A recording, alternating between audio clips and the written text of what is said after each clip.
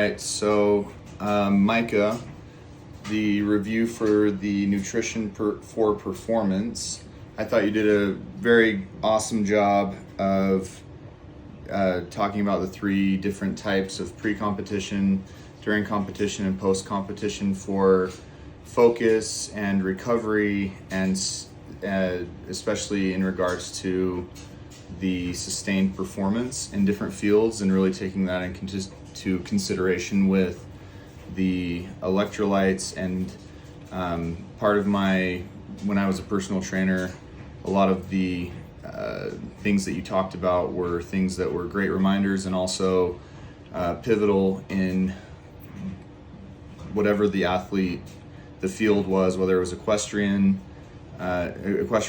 or weightlifting, powerlifting, whatever it was, wrestling. I had a bunch of different types of trainees. I thought that the emphasis on the numbers was really awesome, and incorporating protein as aids for muscle recovery, as well as your thoughts and the research behind the ability that protein gives us to feel more satiated and full when you're cutting calories and losing weight, or doing the activity for a prolonged period of time.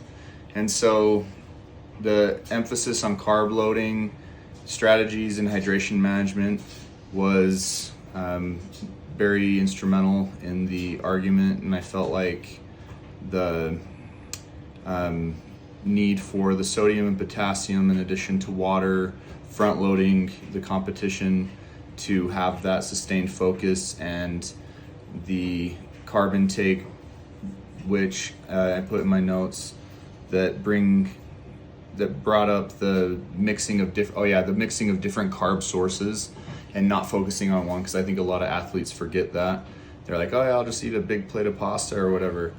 And the recovery process being optimal for the intake timing, post-workout meal distribution, etc. And the school that I work at, I really value our the handbook, so parent-student handbook, when they sign a contract to come to our school. Like, sugar has to be the fourth ingredient on something in order to bring it. For snack, every student is required, they should have a water bottle with them, and I always, tell my kids, hydrate, don't dehydrate. So the need to constantly have that in order for thinking and brain functionality, as well as not breaking down during competition. And so being very purposeful and dutiful about that brought a lot of insights into my head, thinking about my own training and recovery as well as optimal performance in whatever I'm doing, whether it's pickleball, weightlifting. And so it brought up some ideas for continued learning for myself, doing a deeper dive into zone 2 cardio and a few other things that as we get older tend to change, and everyone's body chemistry is different, obviously. But I thought you did a really awesome job of highlighting the importance of being purposeful about counting and keeping track, and making it more of a conscious activity throughout your specialty, and even individualizing that, like your example of quarterbacks versus wide receivers in the same sport, or defenders on a soccer pitch as opposed to midfielders. So I thought you did a beautiful job, and great job.